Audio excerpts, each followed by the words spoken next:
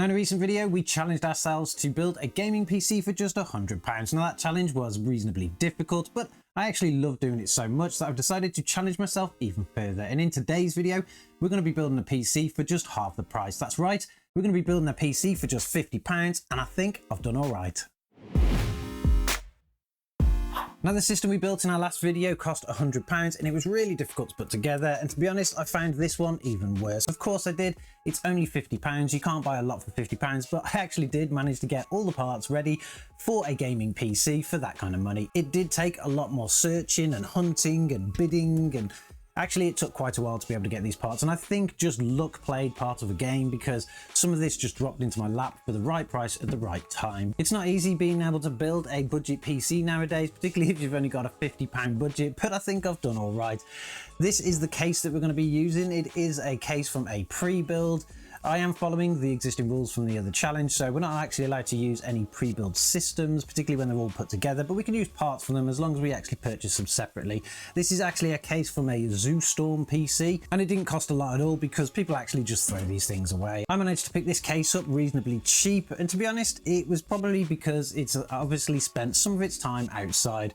The front USB ports are rusty, which suggests to me that it's probably been in the damp or something, but it doesn't matter because it's a box anyway. But if we take a look inside, we can see the space that we're actually dealing with. Now inside the case, for the money that I actually paid for this, you do get your slots for your DVD drives. We're not going to be using any of them, but I also did get a power supply. Now this power supply is no good because particularly if this machine has been in the damp or outside or something like that, the power supply may be affected and it could blow the rest of the unit. It is also only a 250 watt power supply, so it's not enough for the system that we're going to be putting together, so we are going to be getting rid of that. But what remains is a perfectly fine box that will contain a whole PC and everything should work perfectly fine. To replace that power supply, I managed to pick up another one.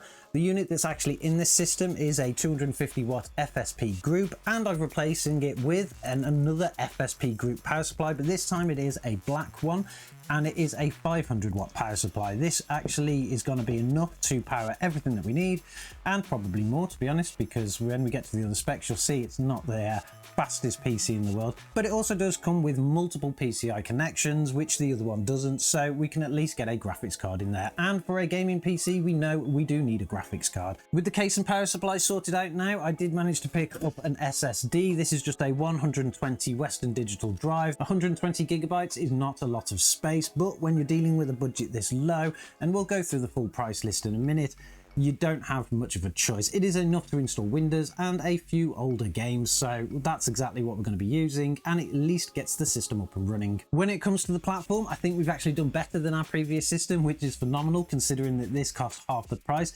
We have managed to get this little micro ATX board, and it actually came as a bit of a bundle. I managed to pick this whole setup up for just £15, which is not unbelievable, to be honest, because it is quite old now. It is a 3rd generation Intel. The board is very basic, you get nothing fancy on it, but it should work, and it should work perfectly fine, to be honest. We do have a PCI Express slot, we've got 2 DIMM slots for our memory, and the processor contained inside is the i5-3470. Now those processors are very common in office PCs, so when you do find little bundles like this, which is probably where this board came from as well, you're probably going to find that it's going to contain something like that. There are higher processors that you can get on the 3rd generation, of course. You can get i7s, you can even get faster i5s, but they tend to be a little bit rarer, even though they are super cheap to buy to upgrade later if you really want to. Now the memory in this board was advertised as only being 4 gigabytes, but we do have 2 sticks, and one of them actually is labeled a 4 gigabyte stick itself. I'm not exactly sure what the other one is. I can only assume it is another 4 gigabytes. So if it is 8 gigabyte running in dual channel there, I think we've got another win. This little board and configuration did also come with an IO shield, so we're not going to be missing that. That's actually going to look very nice in the case, and it's going to just finish off the build nicely. And it also came with a stock Intel fan. Not a recommended fan for anybody actually building a gaming PC nowadays, but it will get you up and running, and it'll keep this little i5 cool enough. Then of course, it's not a gaming PC without a graphics card, and for that we managed to pick up this. We didn't have a lot of budget left, but we did manage to score an EVGA Geforce GTX 960 2GB. Of course, being only a 2GB card in 2024, we are going to be very limited on the games, or at least the settings that we can actually play, but we had such a limited budget afterwards that we really didn't have much of a choice. And to be honest, I only luckily found this.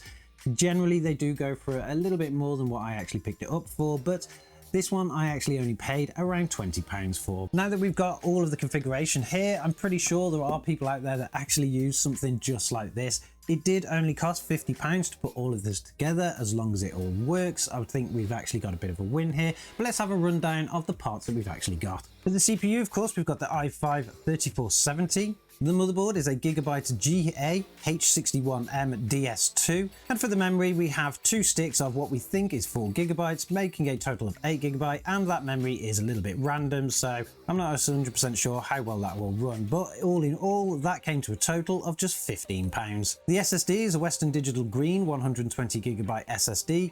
We paid £5 for that. The PSU is an FSP Group 500 watt. Again, we paid £5 for that. Nobody really wants those kind of power supplies anymore because they don't have any kind of rating on them and they are reasonably old, and I'm really hoping that it actually does work. The case, of course, is a ZooStorm Micro ATX case. I actually managed to pick that up for £5, but I wouldn't trust the front USB ports, and I'm hoping nothing else actually goes wrong with it. We can use all the ports on the back of the motherboard. I'm not 100% sure if that case actually has a model name, but for now it's going to work for us. And then we have the GPU. The GPU is the EVGA Geforce GTX 960 2GB, and for that one I only paid £20. That brings the total of this build to just £50. And for £50, I'm really hoping that we can actually game on it. And I suppose the only way we're going to find that out is actually putting the system together and getting some games running.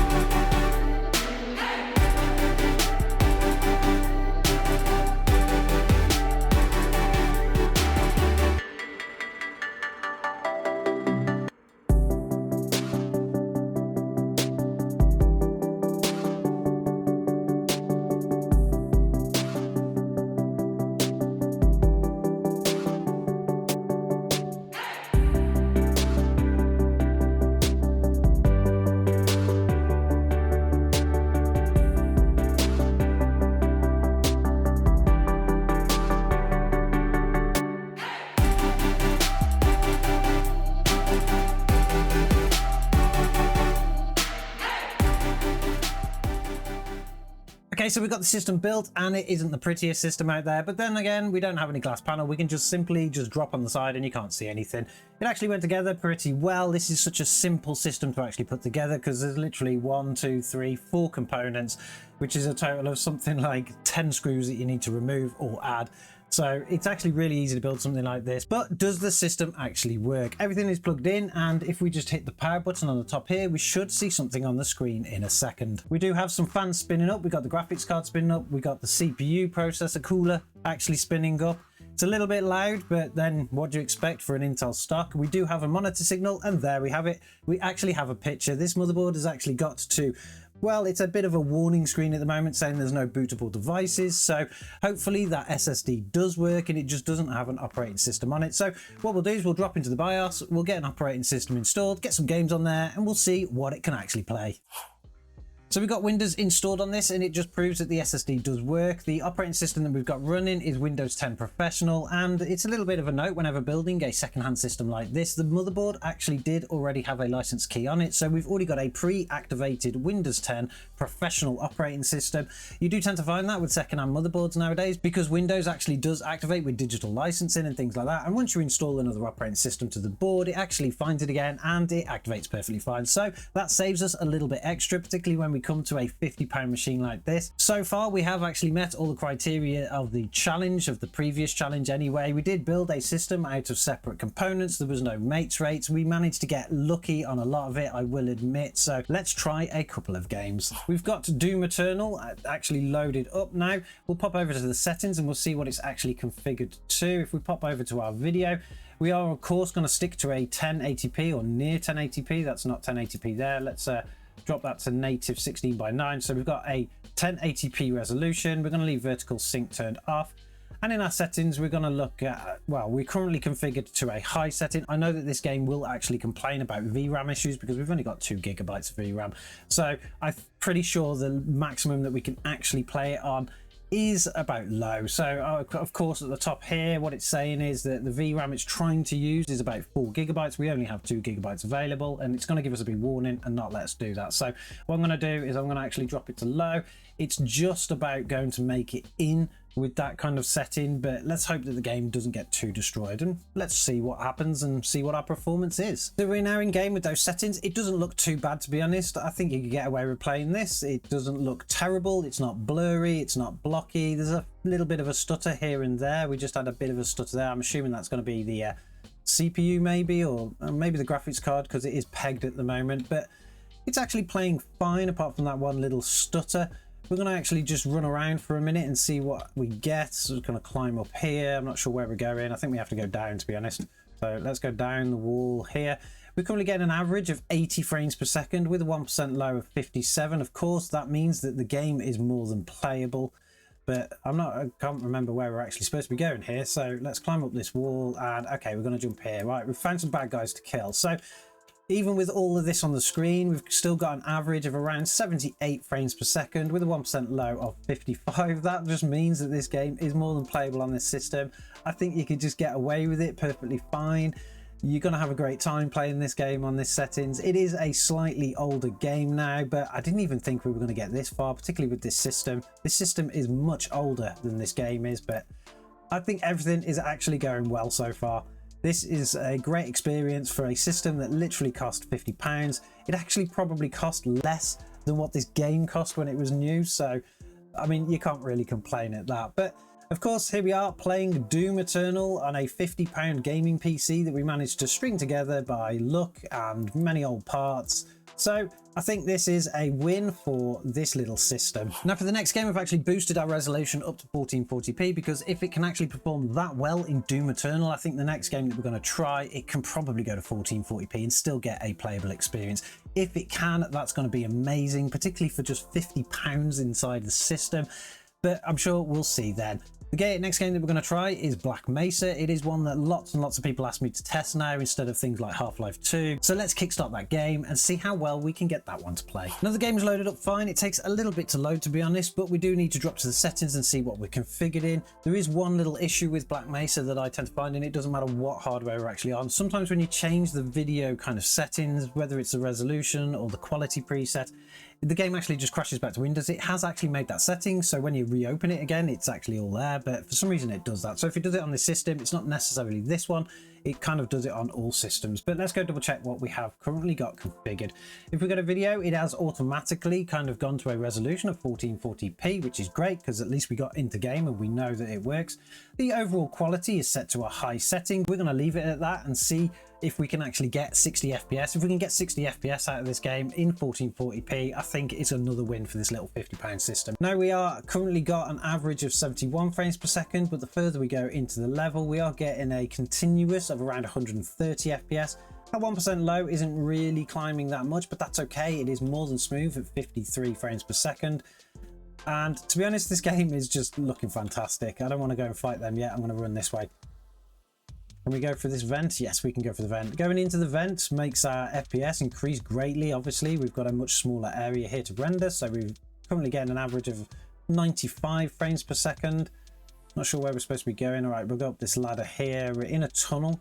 We're going to press this button, turn this fan off. Pretty sure that'll turn the fan off. Right, there we go. So we turn the fan off. I don't think there's actually anything in here specific for us to get, but again, this game is running so well that you can just get away with playing it on this machine, and for £50, gonna be an amazing experience. I think this system is an amazing win. We are playing games at 1440p. Yes, they are slightly older games, but it's handling it perfectly fine and we're getting a great experience. So we're going to try one more game on this system. It's going to be a little bit older and we're going to see if we can push the system to even higher resolutions. I'm not exactly sure which game that's going to be. I've got 2 extra games on here that we could try. I'm going to probably load one up and see how well it goes, and we'll see if we can actually get it to perform. Now the next game we're going to test is a reasonably old game now, but it doesn't actually have that much of a demand on a system. And I really want to try to see if we can actually get it to run in 4K. Can we get a 60 FPS experience out of Spec Ops: The Line in 4K? Unfortunately, you can't buy this game anymore. They have actually taken it off of all the shelves. So hopefully you guys managed to pick this game up before they did that, particularly on a lot of the launchers like Steam and stuff like that, because it is a fantastic game. And if you haven't played it, you should definitely check it out. Let's go check our settings before we jump in. I'm guessing at the moment we're not actually configured to anything like 4K. No, we're currently configured to 1440p. Let's bump that up. Let's go to 4K. We'll leave the texture detail on high, should we? No, what we'll do is we'll drop them down to medium. Let's give this the best chance that it can. We've got VSync turned off. I don't like the ambient occlusion, so we'll turn that off anyway. And obviously our overall quality now is set to custom. So let's go back. Should reset the screen and hopefully we're going to stick here. Should we stick to these settings? Yes. For some reason we've lost our mouse. Oh no, there it's back.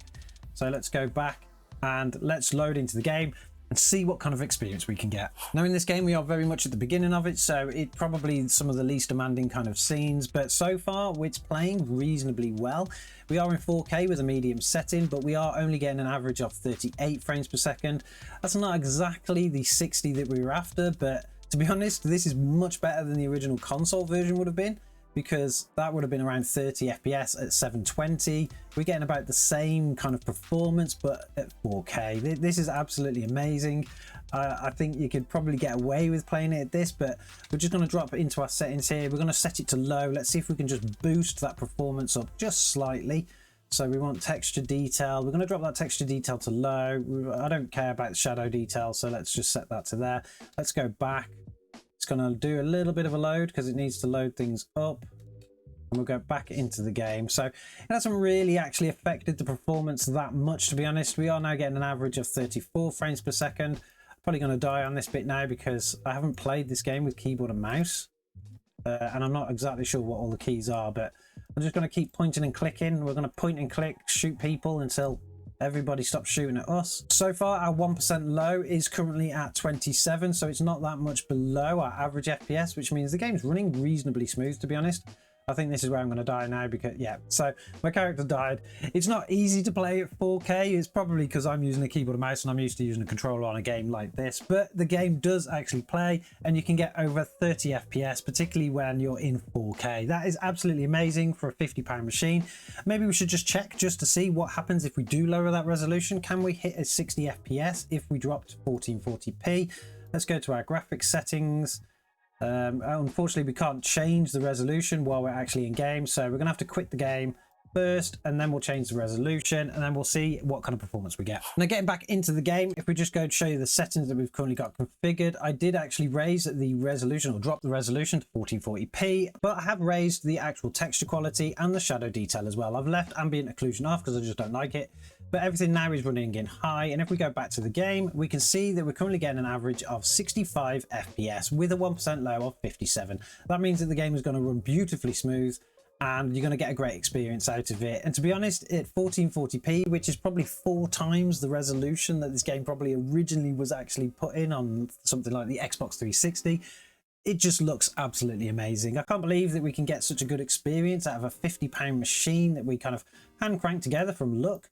But we are doing it. We've got a game playing. We've had many games playing actually, from reasonably new titles. Doom Eternal was 2019. I'm not sure what year this one actually was, but it's much older than this system is, to be honest. And you can play it perfectly fine. We're actually getting a pretty decent average now of 67 frames per second with a 1% low of 57. There's a lot happening on the screen. I'm pretty much going to die again because of my keyboard and mouse, but the further we actually move in, we can see that our average FPS is increasing. So the closer we get to buildings and the less we're actually outside. We get an average of around 70 with a 1% low of 53. I think this is absolutely amazing that you can build a system like this for so cheap, and it will actually play games like this perfectly fine. It is actually cheaper than buying yourself an Xbox 360 nowadays. I recently purchased one because I want to play a few games that you can't get on the PC anymore.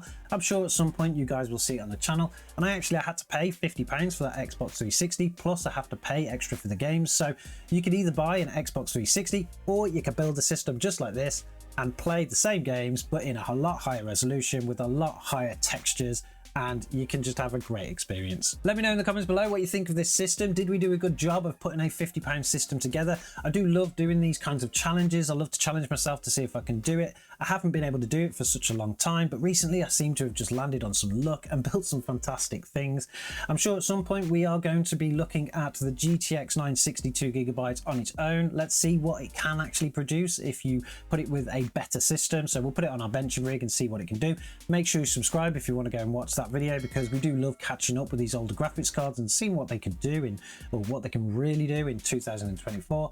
And I'm sure, as always, I'll catch you guys in the next one.